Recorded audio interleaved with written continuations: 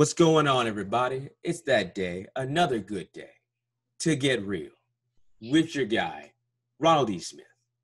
And my guest today, oh man, y'all know where she's from? It ain't here in the USA. Oh no, she up there in Canada, Oshawa, Ontario, Canada to be exact.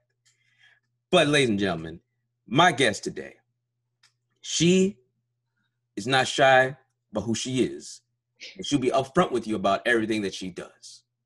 So let's just go out and introduce the one and only NWHL hockey player, Saroya Tinker.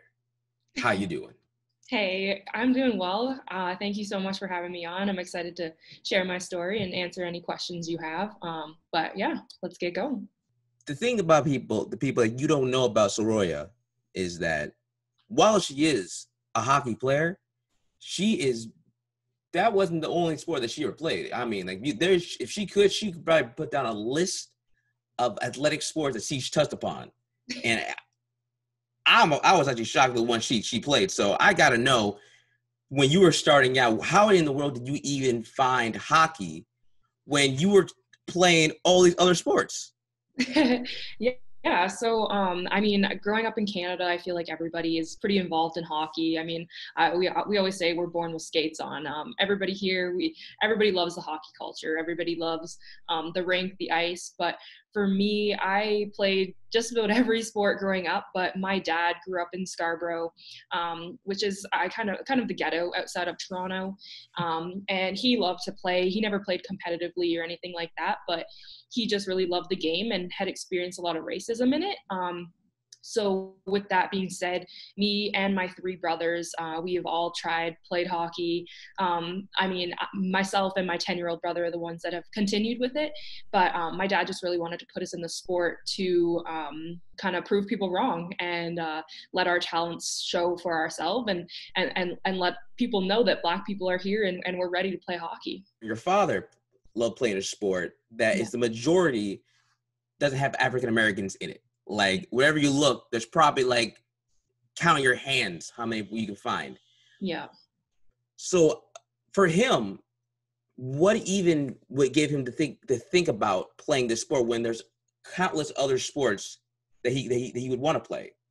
Yeah, I think in Canada is just one of those things that everybody's kind of accustomed to, just because everybody loves hockey and we got the snow up here, we got our outdoor rink there. We've got all that stuff, right? So I think for my dad, he just really enjoyed being on the ice and being that being different from everybody else at the rink.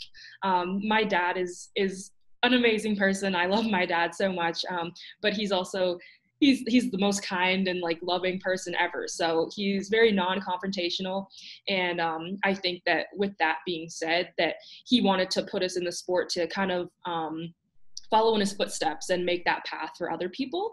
So I appreciate that from him, just because I know that he wasn't always able to vocalize his concerns about the racism that he faced when playing. Just growing up, in Oshawa, tell you about yourself as a person. Like, before you are who you are right now, who was young Saroya? Yeah, I've always been a go-getter. My parents never had to force me to play anything, force me to go to practice, force me to do my homework even. So I always loved playing sports and always had a different type of mindset growing up.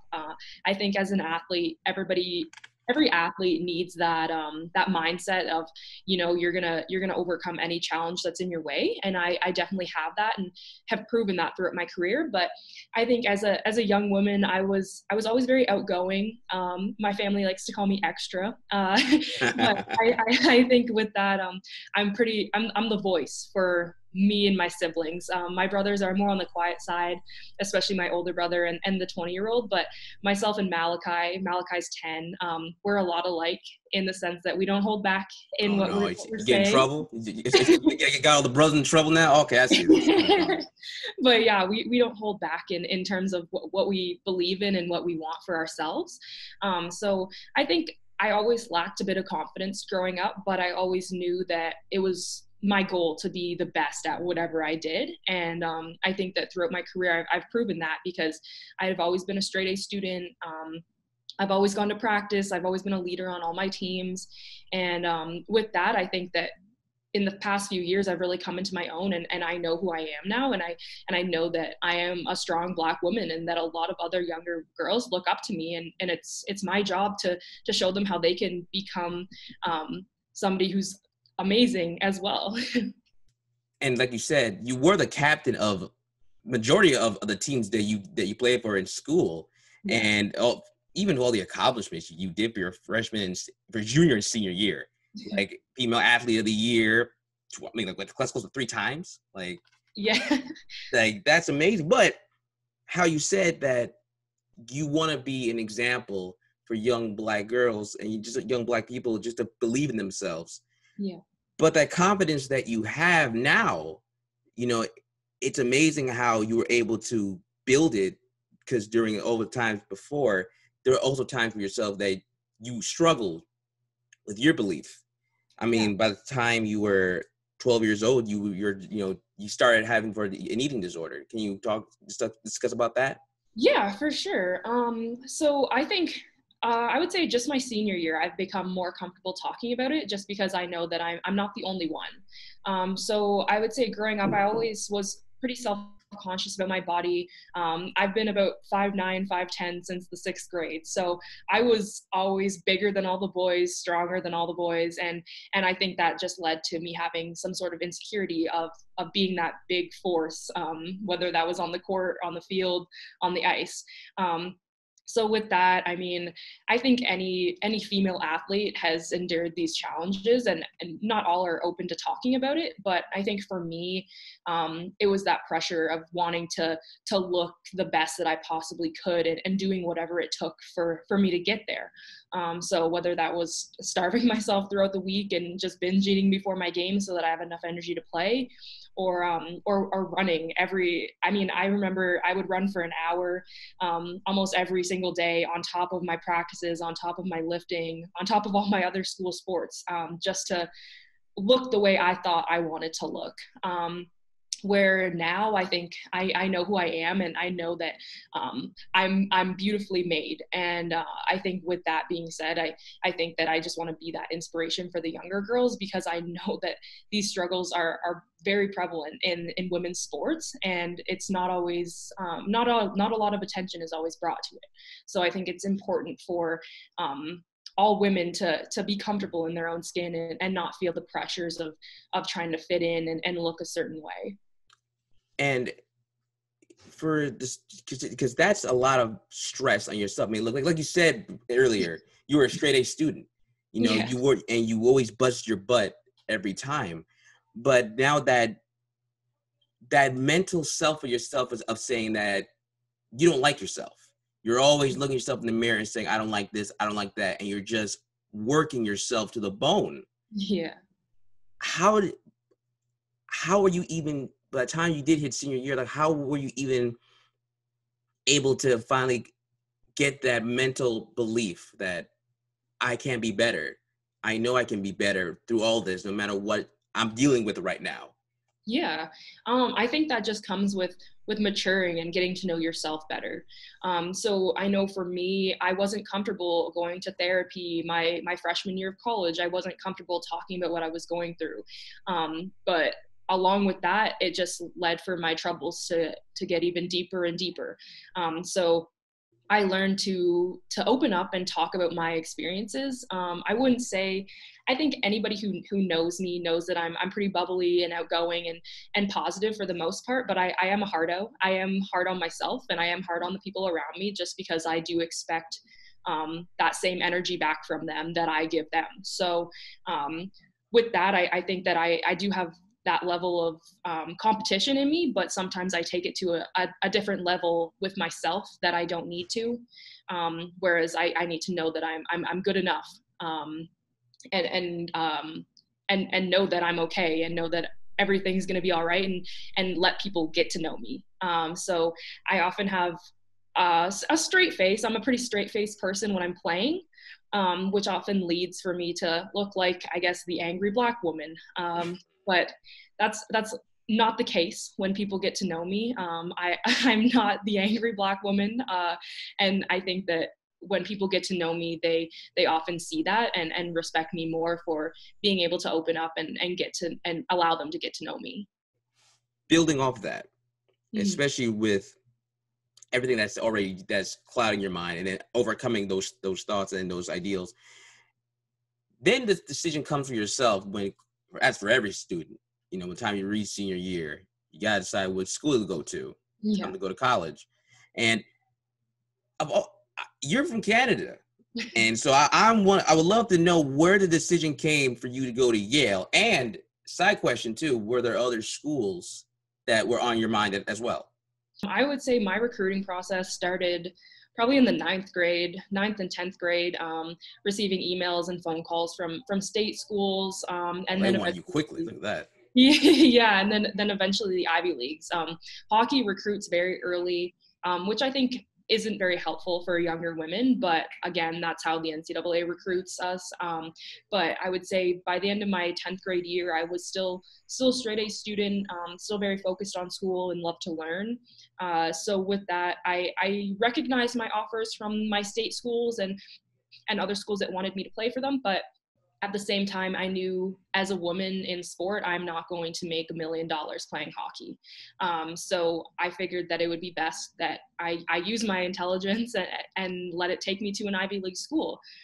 So I definitely had other Ivies in mind, but when I arrived on Yale's campus, I knew we weren't a top team, but at the same time, the campus felt like home, and I liked the setup, and also just liked everything that I saw and saw myself being there. So Ivy League was the route for me, and I definitely do not regret it. I love what you just said about, especially in women's sports, because a lot of it is with the pay structure Yeah. of trying to decide, you know, if it's worth the choice to do this, and especially too with the sport you're playing.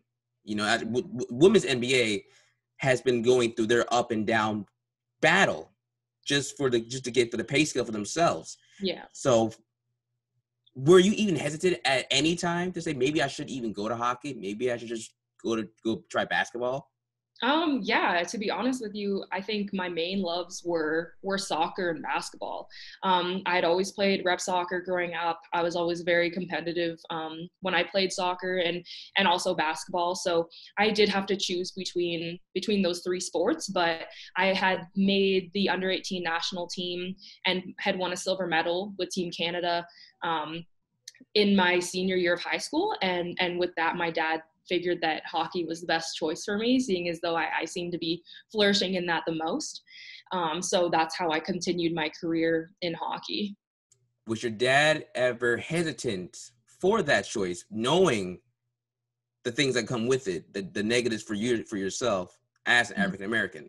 I think maybe in his own mind, but never did he express that to me. Just because he knows how I am. My parents both know that I am a very opinionated individual, and I usually get what I want because I work so hard. So and they also know that I am the type of person to be very straightforward and blunt with others when needed. So I think my dad knows that I can hold my own, but at the same time, he did know the struggles I was going through all the way up. But again, my dad's a very positive and loving individual. So he always told me those comments should go in one ear and out the other, and just to prove people wrong. And also too, let's just get this out the way. You know, how do you feel about America as a Canadian? You know, are we when you look at us, you're around us, are you like, my goodness, you Americans are just the craziest type of people? Okay. Yeah, I think being in the States, it is a different experience, a different attitude. I think that Americans have a sense of pride that Canadians don't necessarily have. And with that, I do believe that when the times I've been in Canada, people they're more kind and considerate. Yeah, I bet. But Yeah. at the same time, I would say a lot of my memories of racially charged situations in hockey have come from my Canadian teams as well. So in that aspect, I think it's pretty equal. But I think as with general attitudes, I think that that there is a different sense of pride in the States. And now with you in Yale, you know, through the years that you were playing there, you also for your freshman year, you were also battling some other things as well. You fell into a depression. So where did that come from? Was it being homesick, or was it something other than that that was bigger fully for you? Yeah, I think the moment any student steps onto Yale's campus, they kind of question their place. I think that it is a competitive atmosphere there. Everybody, not that you're competing for spots in class or anything like that, but everybody is around the same level of intelligence. So whether that's speaking up in class or just expressing how you feel in certain situations, I think everybody at Yale is very confident in doing so. And my freshman year, I think I struggled finding a sense of belonging, maybe thinking that I wasn't smart enough or good enough to be at Yale. But also with my team, I didn't necessarily feel like I was being included. I didn't feel like I had a family or friends outside of hockey. So I think my sophomore and junior year, I made a stronger effort to reach outside of the hockey boundaries and reach out to other teams. So anybody who knows me knows my two best friends, my two girls. They're on the soccer team at Yale. Those are my girls, you know. So I think that I definitely needed to reach out and find friends elsewhere.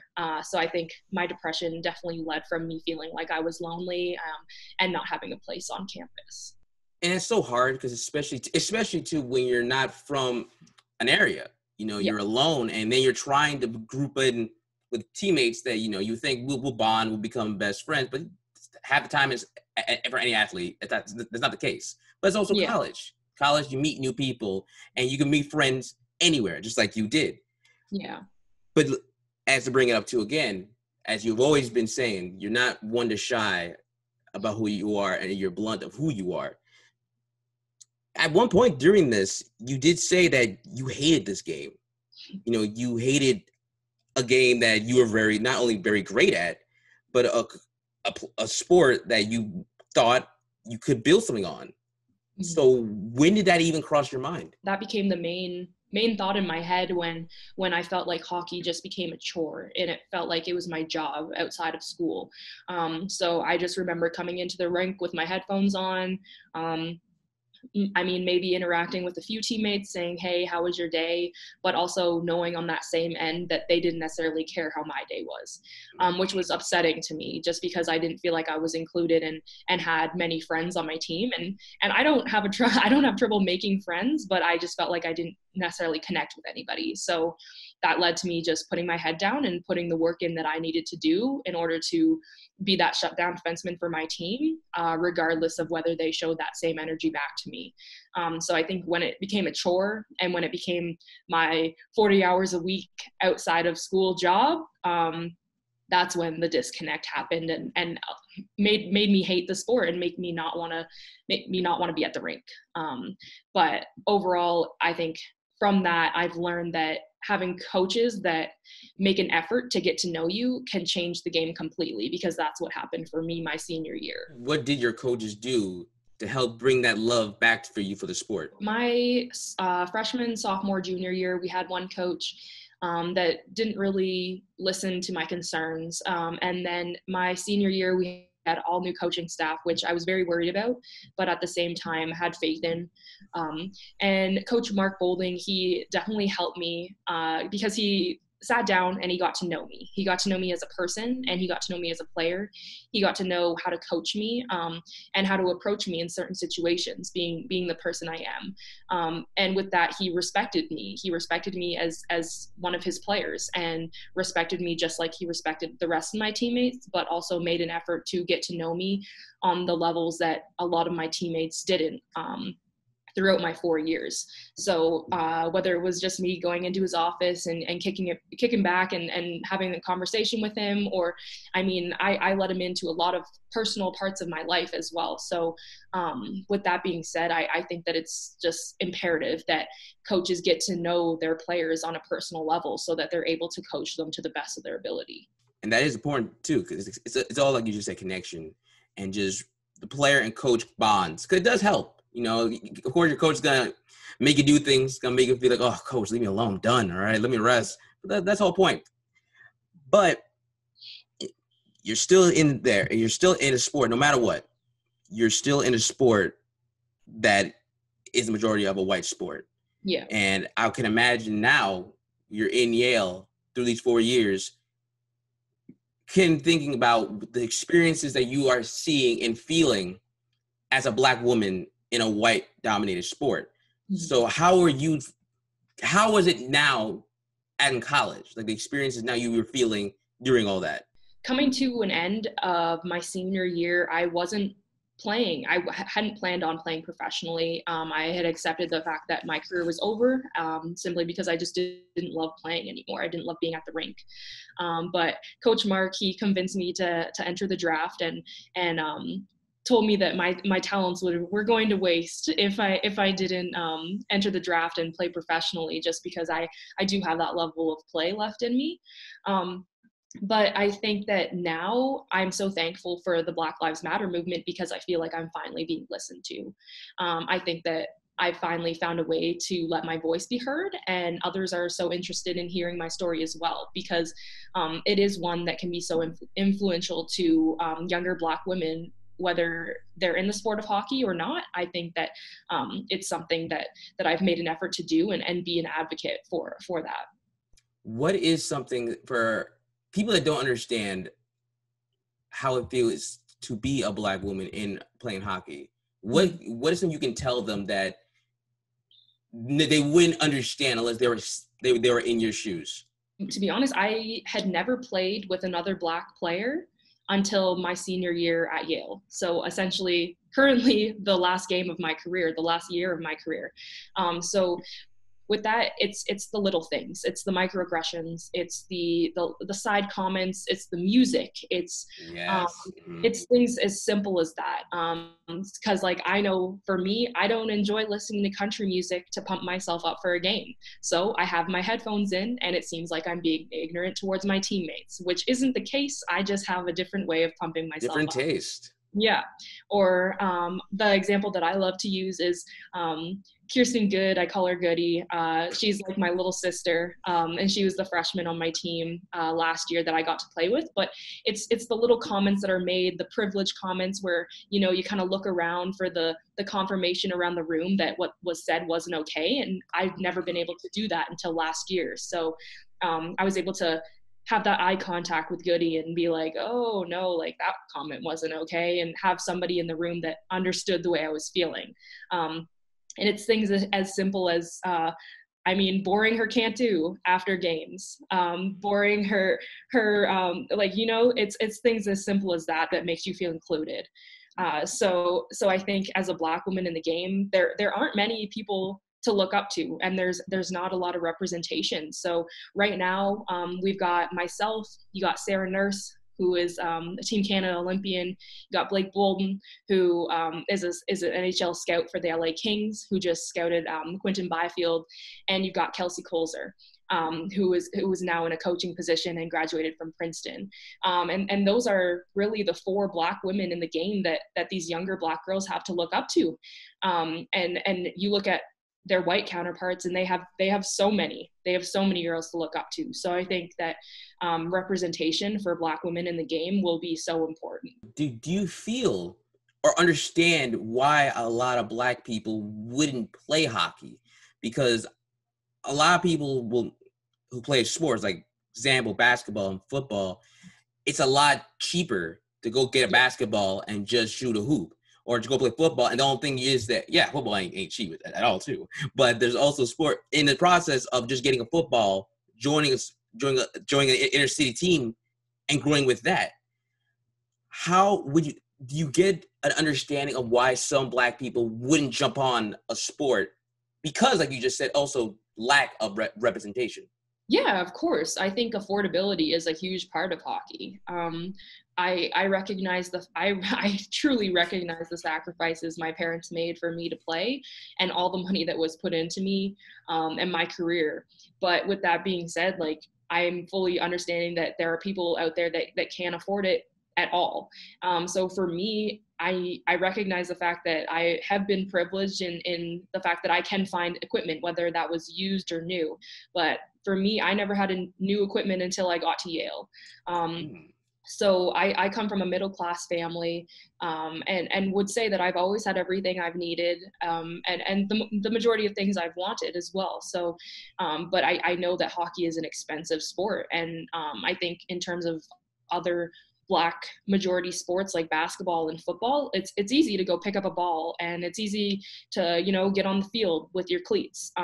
Whereas hockey, you need thousands of dollars of equipment, and it's also, again, representation. So it's not like you can just, it's not like you see your Black friends like, oh, let's go to the rink. It's let's go to the court, let's go to the field.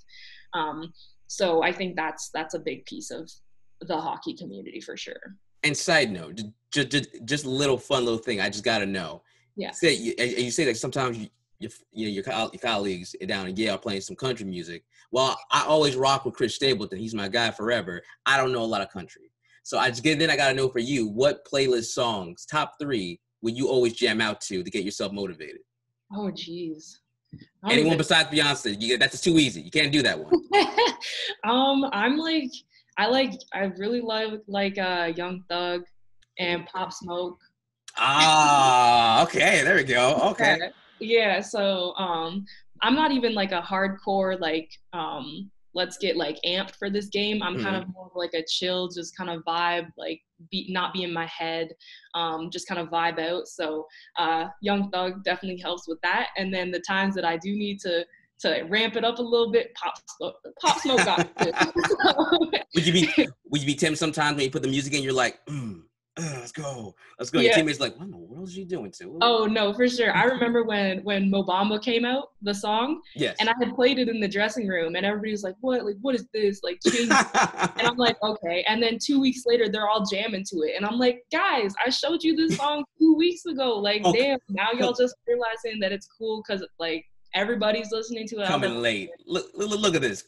Coming later. Oh my goodness gracious. They don't know who started that. Oh my goodness. Right. But see, I like that. See, because you know what? Everybody's gonna be different with taste, you know, and either you're gonna jump on it or you're just gonna stay out the way. But even though you know y'all like it, you just don't. And it's not that I hate country music. I mean, I have my country music playlist on my phone. I won't lie, but at the same time, that's not. It's different vibes. Yeah, it's not getting me ready to score goals and exactly hit people. So you know, that attitude for yourself, you know, just to get yourself motivated, get yourself into the zone of each game. What was then your mindset of the bigger moments in your career? As in, when it was time when you need to make those clutch shots or those big defenses, what were you thinking? Were you actually thinking, I need to do this and that? Or were you just lost in the moment? For me, I'm pretty focused. I'm always in kind of game face mode, and I'm the type of player to know what I did wrong before my coach has to yell at me about it. So I think in that sense, I'm more of like a chill, kind of know what I need to do kind of player. I think I do get angry, but I get angry at myself. Yeah. So okay. Yeah. I think in that sense, I think I'm more of a calm, collected type of person in my own head, which might not always, be my outward response. But at the same time, I think that I can get things done when they need to be done. Through your experience of Yale, what could you say about that whole time? Because then when you were at that time thinking about getting persuaded and motivated to think about going professional, what other things were you thinking about doing if this wasn't going to work out? Yeah, so I double majored in the history of science, medicine, and public health, and sociology. So with that, I was pre-med my freshman, sophomore year, but I mean, that kind of takes over your life. So I decided not to be pre-med anymore. But at the same time, I've always been interested in medicine and the public health field. So if hockey wasn't going to work out for me, and I mean, all my advocacy wasn't going to work out either, I think I would definitely be somewhere in the public health track, whether that's pharmaceuticals or public health administration or hospital administration, whatever that may look like. But I definitely have other career aspirations outside of hockey, and make sure to fulfill those when I know I need to. And for every athlete, you know, the sport isn't long. Yeah. and God forbid anything can happen to any athlete. Mhm. So the thing of the future, while you're also enjoying the career, is also very smart. Yes. My name is Ronald E. Smith. I'm speaking with Saroya Tinker. And you brought this up earlier, and I wanted to save it till now because it represents a lot of this year. Because while you were drafted this year, and that's an experience not a lot of people can, and I know that probably meant so much to you. But through graduation, through getting drafted, we also were dealing with a pandemic. Yes. We were also dealing with the Black Lives movement that has been hitting not just America, but just around the world. Yeah. So I would love to know, through the moment that it all was going down, where were you during George Floyd? And at the moment, what were you thinking and what were you feeling? Yeah. So I actually was at home in Toronto with my family. And I think, I mean, it was heartbreaking for everybody, obviously. Um, and I think that right then and there, I realized that my voice does matter. And so does every other Black person's voice matter. Every Black person's voice matters. Yes. Whether that's my career as an athlete or somebody in the professional world. But we all matter. And with that, I think that that's when I decided to speak up and share my story via social media and let everybody know that there needs to be improvements made specifically in the hockey community. So I was definitely at home with my family grieving. It was hard in terms of my 10-year-old brother asking questions and wondering if he was safe and wondering what he should be doing. And as a 10-year-old, I think that was just so heartbreaking to hear from him because he was scared.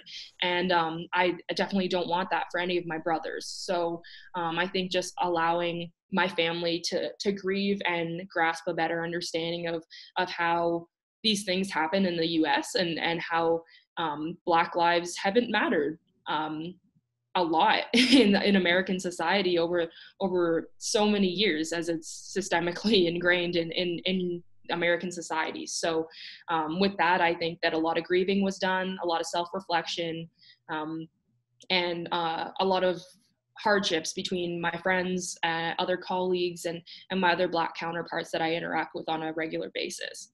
What hard conversations did you have to bring up or talk about with your close friends and your friends who weren't Black? Yeah, I think I had a lot of teammates reach out to me and I mean, whether it was them apologizing or them recognizing their faults or recognizing what was going on in the world. Obviously those apologies are very much appreciated, but at the same time, I think a lot of my conversations revolved around anti-racism work and what it meant to be anti-racist and how it's not enough to just not be racist. It's a must that you have to be anti-racist in this society. So I think a lot of those conversations I had revolved around me giving people action-based steps towards allowing themselves to view themselves in our shoes as Black people and start their anti-racism work. And as an athlete too, because while you're also an African American, you're also an athlete. And the one thing that fans clearly in this world we've seen, they do not like when politics and sports come together. They have been very outspoken, while athletes have been outspoken, whether it be in the NBA, WNBA, and MLB, talking about Black Lives Matter. Hockey also stepped up to talk about Black Lives Matter, but fans were not about that. Yeah. So as an athlete, how do you keep your voice out there? Because you're not afraid to talk about it, but fans don't want you to talk about it. I think that goes along with just me being unapologetically myself. I think that it's easy to see the negativity in the comments made and the tweets towards me and whatnot, but it's also incredibly easy to ignore as well, just because I know who I am and I know what I stand for. And I think that you need to know that in order to continue advocating for what you believe in. So I think the negativity goes in one ear and out the other often. As hard as it is mentally tiring and taxing. But I think that I know who I am and I know what I stand for, and I want to be able to be that voice and continue to do my advocacy work through whatever comes my way. What would you want to say to the people who are telling you, to shut up and just keep playing?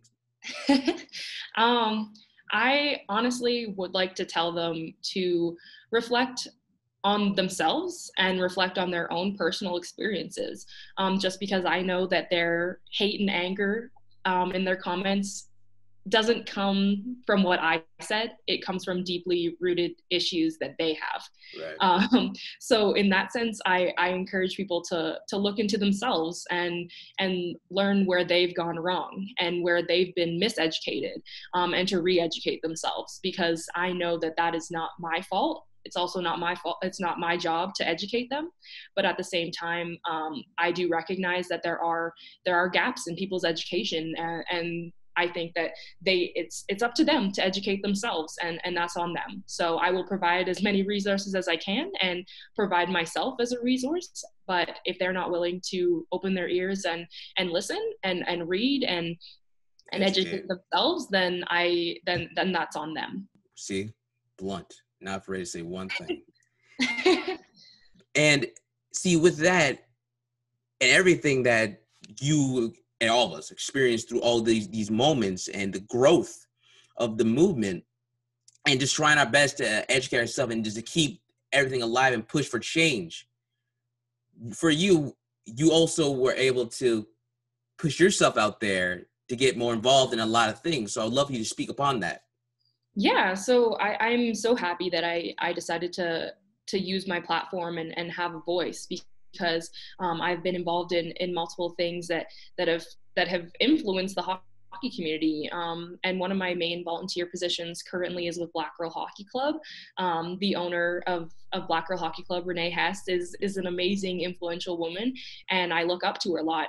And with Black Girl Hockey Club, we were actually just able to provide scholarships to Black women who submitted their applications, and I was part of our scholarship committee. So it was so amazing to read over these applications. The girls had to send in their report cards and answer short essay questions, and we were able to narrow it down and provide these girls with scholarships between $1,000 and $5,000. And these are little things, but they go a long way, whether that's supporting their love for the game or supporting them economically so that they can continue to participate.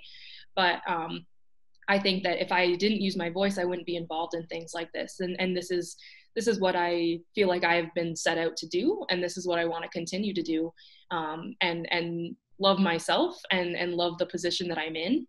So I definitely would like to continue advocating for such issues. But for yourself, then, how do you keep your mental state good? Because a lot of this can be taxing. So I just would love to know, how do you keep yourself just in the zone of in peace and zen? Yeah, I think a lot of days are very overwhelming. Yesterday was definitely one of those days. But for me, I resort to music a lot. Anybody who knows me from Yale campus, I always have my headphones in, always listening to music. It only really pauses when I go to class. So music is a huge outlet for me. Also, I have always enjoyed art. I paint. So one of my zen things to do is to paint. I use oil paints and just kind of sit and jam out and just paint all night, really. So I think that's one of my main releases. But obviously, I've got working out, training and eating healthy. But really, music and painting is it for me. Oh my goodness! So see, you guys hearing this? Once she's retired, she's gonna be a top artist. Oh my goodness, y'all better buy these paints too. Don't even hide out now, okay? Yeah. And it's hard, you know what I mean? Like what you just said, what keeps you balanced, to keep yourself, keep pushing on.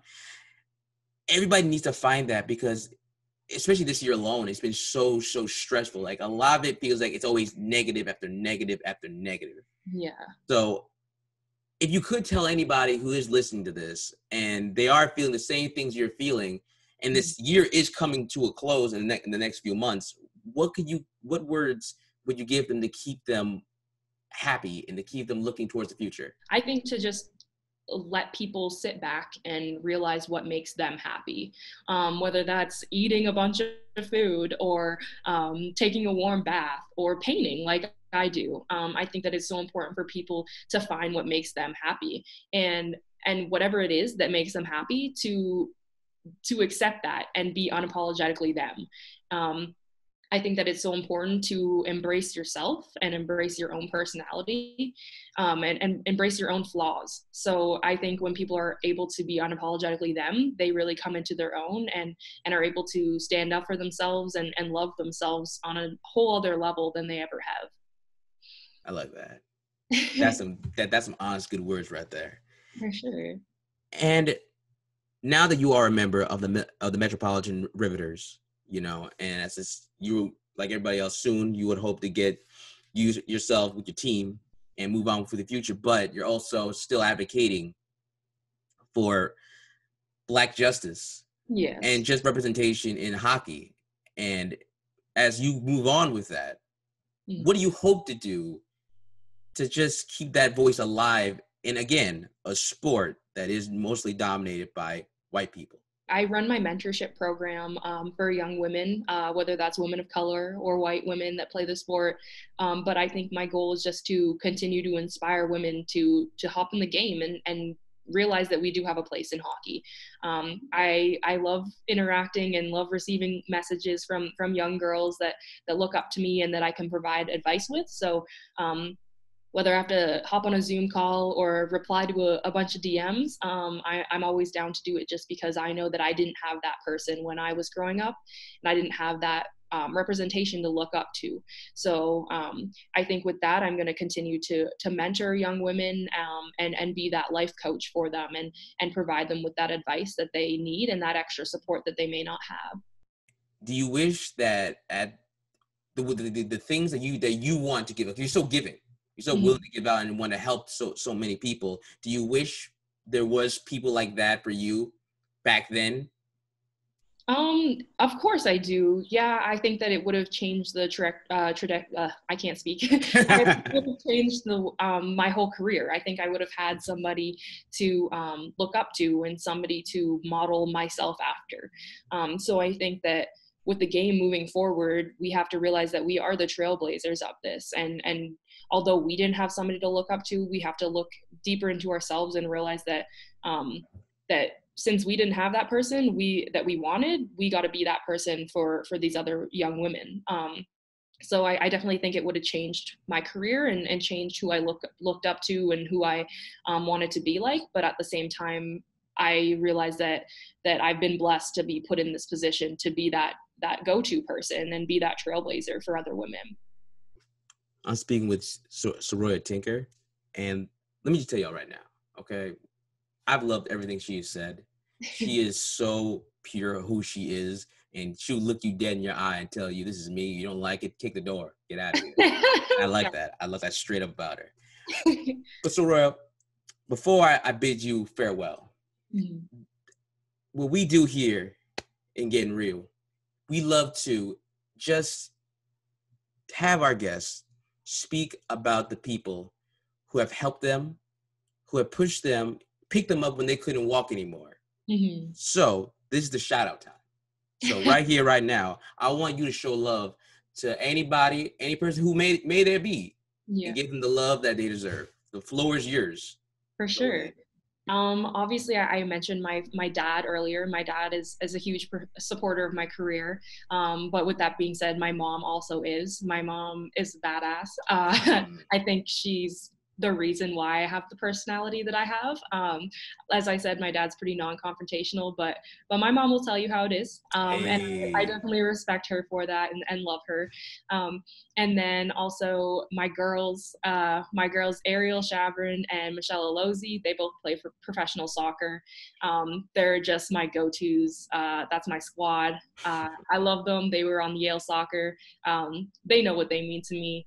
And then obviously my brothers, I think my 10-year-old brother is my biggest fan, always supports me, is the cutest little thing, and is a lot like me. So I know it's my job to guide him. And then lastly, my awesome boyfriend. His name's Dante Jan. He is signed with the CFL team, the Ottawa Red Blacks, and he's just the most positive and loving individual I've ever met. And I always said if there was such thing as build a man, I would have built exactly him. So I got what I need. I got what I want, and I love him very much. So he's obviously my biggest fan as well. So those are my people that I shout out to. See, and we love to hear it. That is wonderful. And Saroya, for your future, what do you, for yourself, not just in the sport, but as your inner self, where do you hope for yourself to be? I want to be a badass Black woman in whatever I choose to do.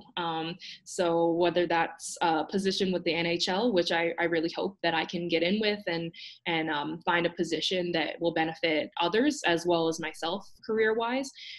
But I just see myself being a strong, independent Black woman in business and in the top. And I can't wait to be that and show other Black women that it's so possible and that it's not just a dream. It's something that we can actually accomplish. And that is 100% the truth. Period. Oh, I love that. My name is Ronald E. Smith. This right here is Sayroyatinker. And y'all, I think we just got real. Like, share, and subscribe. And I'll see you.